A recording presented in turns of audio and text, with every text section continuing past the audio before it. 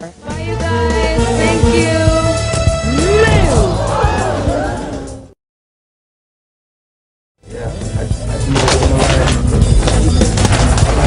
Real culture looks like. It's not this. You know what? I don't like that. You love me. Adore me. Hate her.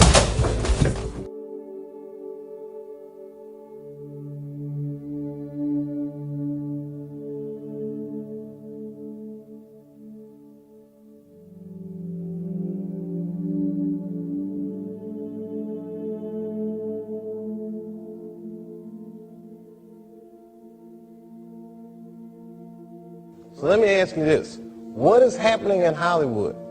What's going on? Why is Dave Chappelle going to Africa? Why does Mariah Carey make a $100 million deal and take clothes off on TRL? So what is happening in Hollywood?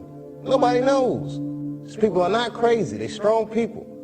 Maybe the environment is a little sick. This is from Kitab al-Bulhan from the 14th century. This is a Muslim book on jinn and devils. And here's the devil. And if you notice, I don't even want to make that sign. Somebody take a picture of me and then they'll put it up on YouTube that I'm making the devil's sign, right? But that sign, if you look at his hands, you can see he's holding his hands like this, that's a sign of the horns of the devil. And Anton LaVey, back in the 1960s, did an interview where he explained that this is an ancient sign for devil worshippers. Baphomet is a god that they worship. Baphomet, it's argued that it's actually a deviation that some of the occultists, Christian occultists, who were devil worshippers during the Crusades, used to mock the name of the Prophet ﷺ. And you can see this being here imitated in one of these. This is obviously a very powerful witch here. Again, you can see the horns. One of the minions here, you can see on the head there. This is for all the kids to go and see Maleficent, the evil one, Walt Disney. Great thing to show little kids, put that in their psyche. I mean, what's going on? This was an album cover that the Beatles chose for themselves. And the Beatles, both Lennon and McCartney, I don't know about the other two, but Lennon and McCartney were both involved in the occult. Lennon actually learned how to speak backwards, which is something occultic people do. There's tape recordings of him speaking backwards. Paul McCartney, if you look at his album covers, you will see the ram, the horns. It's been interviewed in one of the people that worked with him in the band said he was very interested in the occult and practice occult things. So there you can see very early on. This is also another occultic symbol here representing 666, sign of the beast. It also means okay, so be careful that you don't, somebody goes like that. You can see here the little Masonic hand thing here. That's a Masonic symbol there. You can see that. 23, one of the numbers in occultic numerology that's very important. Again, you can see the devil's horns. Now, here, the Prophet ﷺ said, I'm warning you. That every prophet came and they warned their people about the Dajjal. But I'm going to tell you something about the Dajjal that nobody said to their people. He has one eye, and God does not have one eye. Now, I find it very bizarre that this cult of one eye is so prevalent in popular culture. Everywhere you look, the cult of one eye, and there you have Eminem, this minion, with his devil's horns and his one eye plastered on the streets of Toronto. And all these one-eyed cartoon characters, those characters are actually called the minions.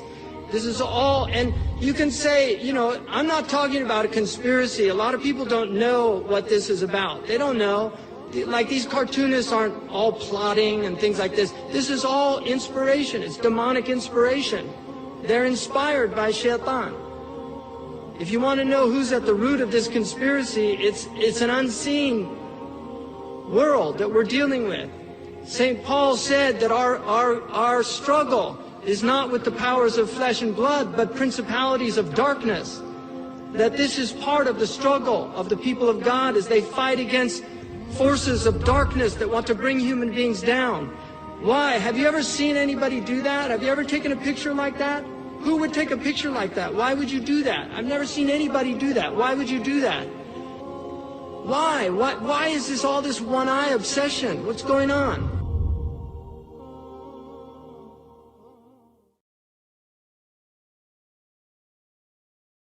I just tried that Amazon hack that is all over the internet.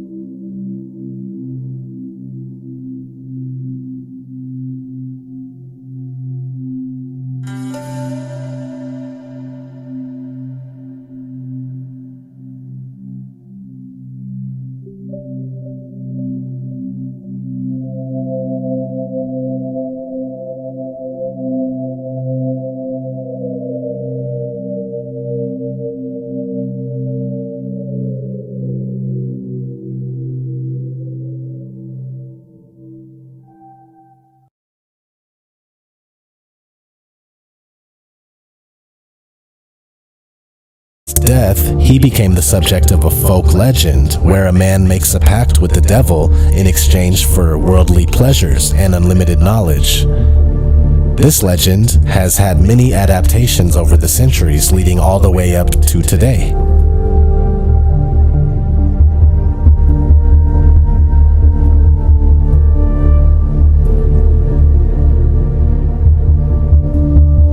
In fact, there is a 1994 Faust movie by Jan Svankmajer. On the cover for the movie, the Faust character is using his hand to cover up one of his eyes. Very interesting, right? Being that we constantly see this among famous people, Hollywood icons.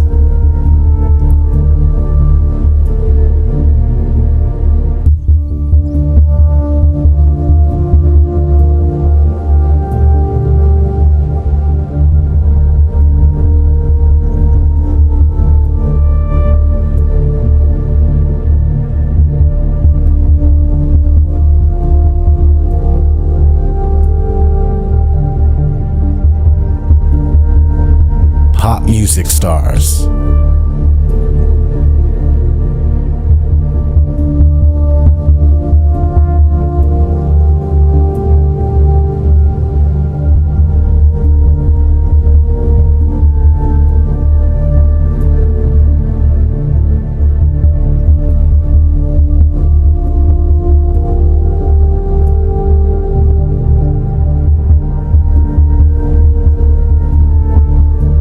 The fashion industry.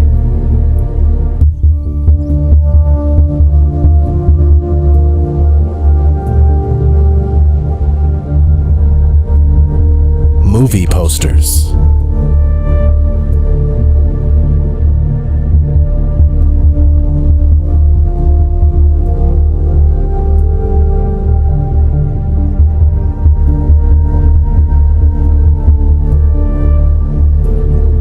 Movie covers.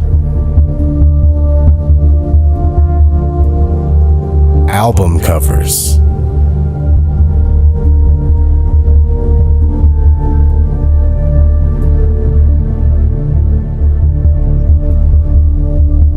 Magazine covers.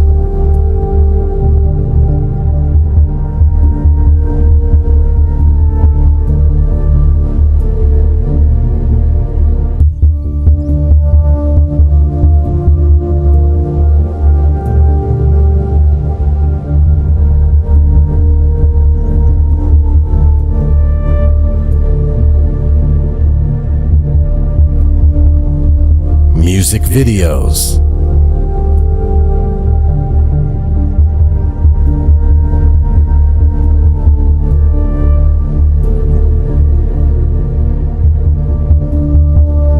Products they sell at the grocery store. Ads for department stores.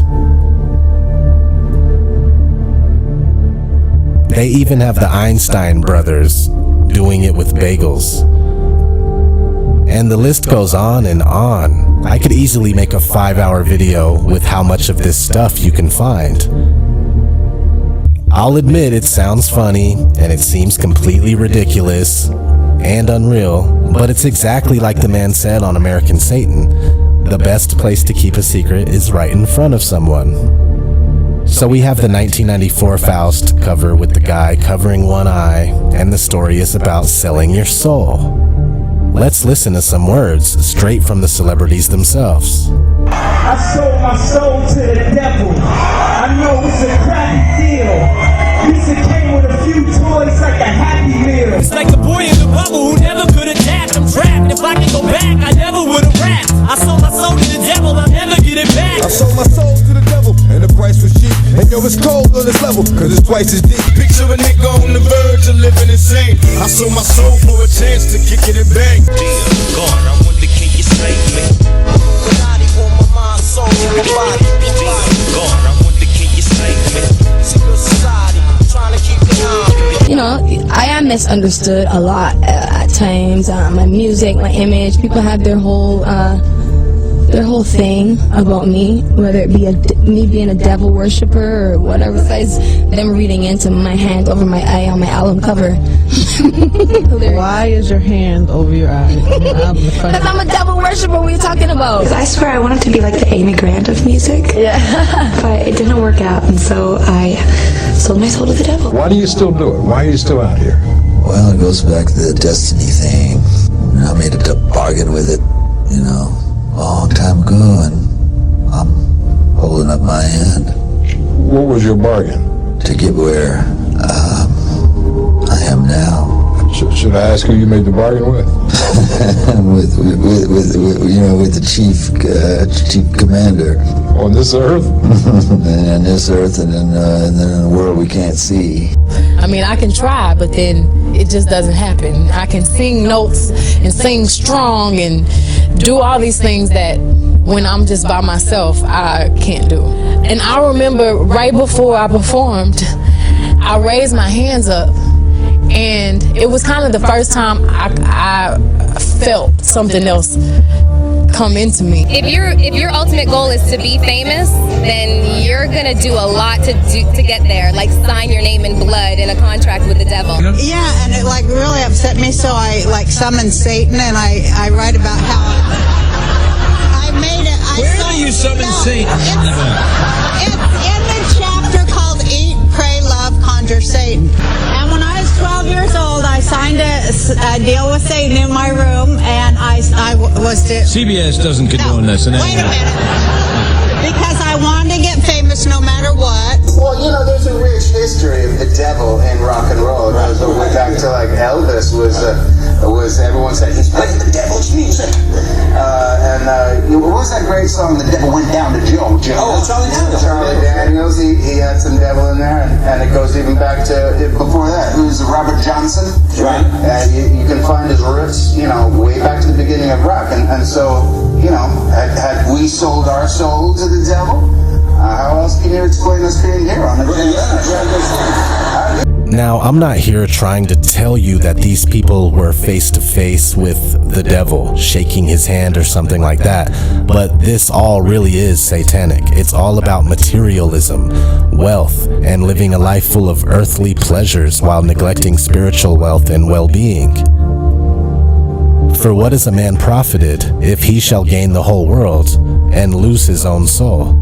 Or what shall a man give in exchange for his soul? Satan is the god of this material world, and we are always under attack, being deceived, misled, manipulated, and tempted. This is why people celebrate Christmas, and we exchange material on Christmas and spend money.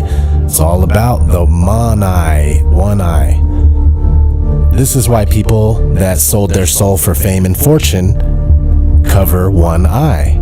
And this is why we have an all-seeing eye on the back of the most circulated currency in the world, with the phrase, "In God we trust." It's not the God you were thinking of growing up. But like I was saying, forget about a red devil with horns, as that is only a symbol of the darkness that tries to influence people from a different plane of existence. Let's listen to some of the words from an interview with rapper DMX. And then I remember one day coming from the studio at 6 o'clock in the morning and pulling over on the highway. Be like 4 cars, just to watch the sunrise. And it was at that point that I fell in love with Arizona. I said, you know what, this has to be God's country. Because I'd never seen anything as beautiful as that sunrise. Then I met the devil in God's country. It's not so much who, it's what, what happens and the things that the devil does. It's not so much a person, even though he acts through people. You can't call one person the devil. Joe Arpaio? You can't call any one person the devil. You can't do that because no one person has enough power to be the devil. So you see, that gives us a little bit of insight right there, The people you deal with, they're all influenced. It's all influence. For we wrestle not against flesh and blood, but against principalities, against powers, against the rulers of darkness of this world, against spiritual wickedness.